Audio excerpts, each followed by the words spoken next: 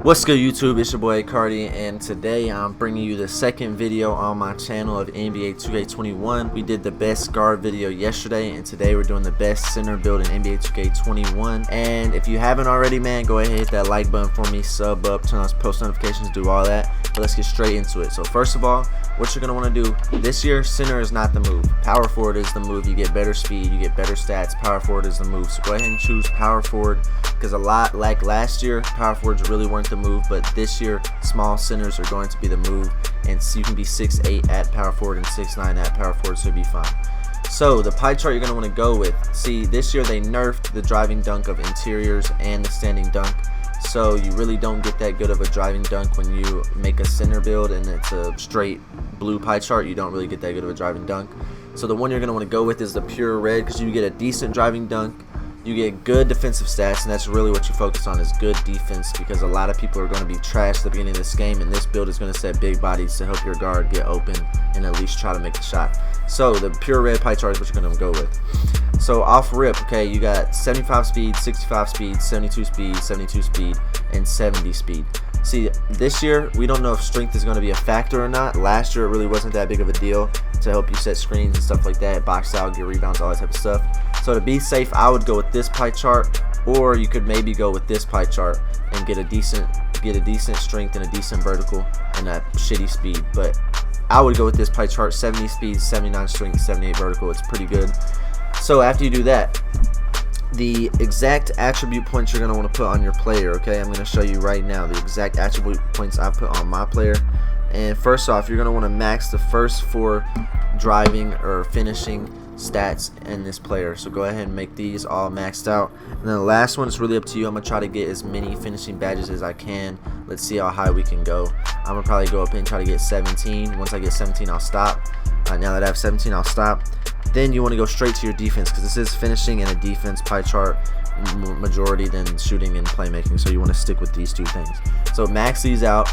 Go ahead and max everything out that you see right here. Just go ahead and max everything, every single thing in your defense. Just max it out, every single thing, max it out, and get 30 defensive badges, 30 defensive badges. So once you do that, you have 60 remaining. You can try and put some on shooting if you want, but I mean, people aren't really going to be shooting, and I feel like Mike Wang said if you don't have a 70 above, if 70, you're not going to be able to shoot in this game, so I wouldn't put it on your shooting. I'm not going to put it on my shooting for my build. I would go straight into the playmaking and put it on a pass accuracy. Is for sure going to be good. Maybe make your ball handle as high as you can go without getting ripped. Then just put this up all the way, and you get 3 playmaking badges. These are the badges you will finish with: 17, 1, 3, and 30, which is pretty good. So then for body shape, I would probably go with Burly or Built. I'm going to go with Built just because he looks swole. I don't really want to look fat, but Burly does set the biggest bodies. So it's really up to you. I'm going to go with Built, but you could go with Burly. So right here, the height that you're going to want to choose. As you can see, man, you don't really get that much for going up in height. You really lose a lot. So I would go down to 6'8", because you get a +6 on your speed.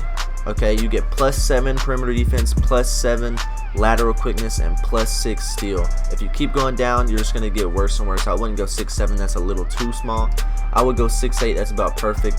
6'8" is probably going to be the move this year. 6'9" maybe, but 6'8" and 6'9" are definitely the move. 6'10" or 6'11" and above is for sure too high.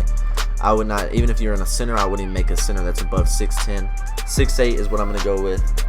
Your weight, as you can see, as you keep moving up on this weight, you're going to get plus on your interior defense, which is good for this type of build. So right here, there's like a point where you cannot get any higher.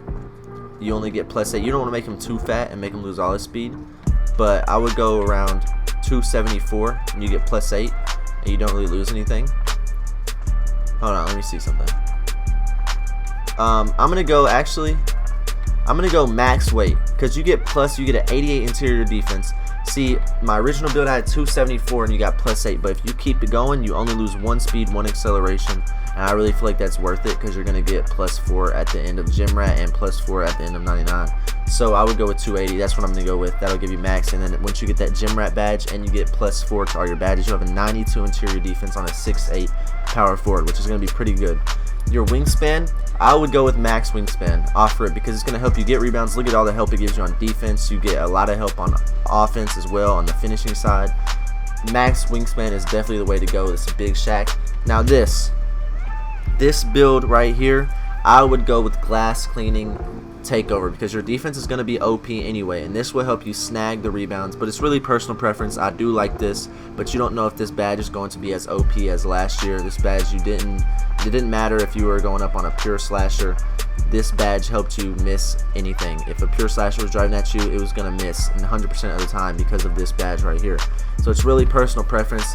This tells you exactly where the ball is going to go, and I feel like this will help you if you're a pure inside center trying to get rebounds, play defense, and play that grimy type of play style that you want to play. I would go with glass takeover. So as you can see, man, what we have built is the paint beast. Just like last year, this build is OP, shades of Dennis Rodman, Anthony Davis, and Giannis. As you can see by the thumbnail, it's an Anthony Davis type of build. This build right here is going to be overpowered in NBA 2K21. So look, I'm going to get straight into it and try to help you out with your badges. Alright, so right here, just make them a 99 so you get all your badges and you can test them out. So right here, let's start off with your defense, okay? Off rip, you're going to want to put Intimidator, Hall of Fame. This will help you make people miss in the paint. Your defense is going to be OP, and Hall of Fame Intimidator will help you out a lot.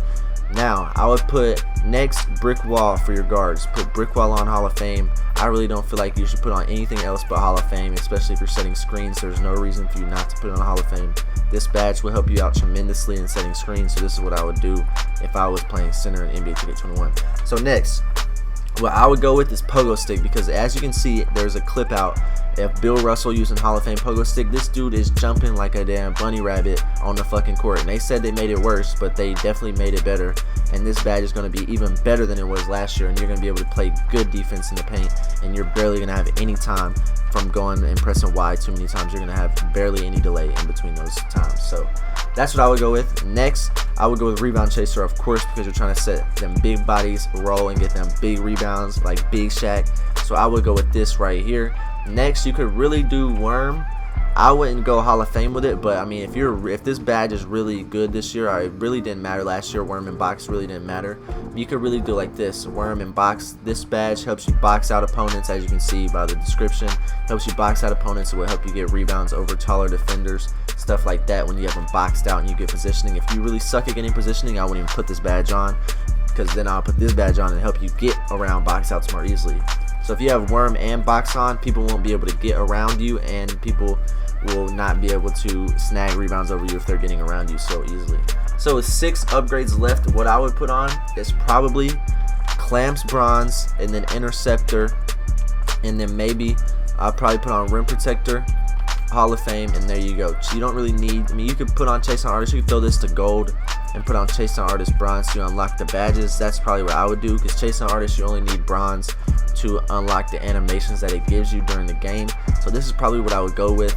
But yeah, this is probably it. This is probably it for the defensive badges. Let's get straight into the next badges. So your playmaking, this is what we can do for your playmaking, okay?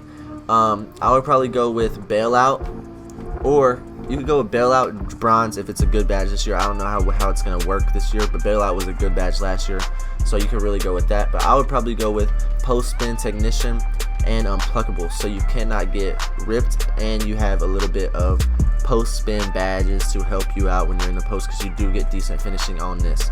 Or if you really wanted to, you could throw this on Quick First Step Gold, and you will be fast off the dribble, and you'll be able to run right past your defender when you catch the ball and on a pop or on a slip or anything like that. You will get Quick First Step Gold activated every single time, so you could really go with this if you wanted to. Shooting, it really doesn't matter. I'd probably do catch and shoot if you're gonna catch like a little mid-range, or you could do deep fades, or you could do something like let me see, clutch shooter, corner specialist, anything like that. I mean, really, you're only getting one, so I mean, there's no really badge you want to put this on for sure, because there's nothing really that's gonna help you out too much. So you just throw this on. I'll throw it on catch and shoot. For finishing right here, these are important. I would probably go contact finisher, because you are going to get contact dunks in this build. I would go consistent finisher, because you will be having to time your layups and aim your layups, and this badge was a very good badge last year, and this badge does help when you poorly timed layups. It will rarely make you miss. This badge will help you make those poorly timed layups almost 100% of the time, especially if you have it on gold. Then if hop steps are OP, fancy footwork and silly finisher, of course. See, now you have 5 left. I'll probably go Lob City Finisher depending on the meta this year. If you have to use this to get rep, then you can throw it on gold, but it really just depends. So I'm gonna leave that on bronze just for now. If it comes down to it, I need to put on gold because that's how you get rep, and that's what we'll do. But if you get good at timing your layups, okay, this badge right here will help you out a lot. Pro Touch, if you have this and this on, if you miss time your layups, you're not gonna miss, and if you time your layups, you're not gonna miss. Okay, so these 2 badges right here will help you work in the post very, very well. And also, I would probably do Acrobat and maybe throw Lob City Finisher on bronze, and that's what you're looking at. Or you can take this off and go like this right here, and that's also a good lineup to run. It doesn't really matter. Put back Boss, I don't think it's gonna be too good. Giant Slayer, I don't think it's gonna be too good because you're already tall. Back down Punisher, you're gonna have good defense on everybody, so I wouldn't be trying to back down people or drop step people. That's just not gonna work. Probably use more IQ than just drop stepping and backing down your opponent unless you're playing on the 1v1 court. So that's it for the badges, man, and there's really nothing else more to it. You can choose your jump shot, try around. You can choose your jump shot, try it out in the tester, but I really don't think that any of these are gonna help you shoot better with one shooting badge and like no shooting attributes. So if you did enjoy this video, man, please drop a like, drop a sub for me. Let me know down in the comments if this video did help you out. Turn on post notifications because I'm posting every single day until this 2K21 shit is dead and done for. I'm posting every single day. A Cardi back on his grind. It's been your boy A Cardi, and I'm out. Peace.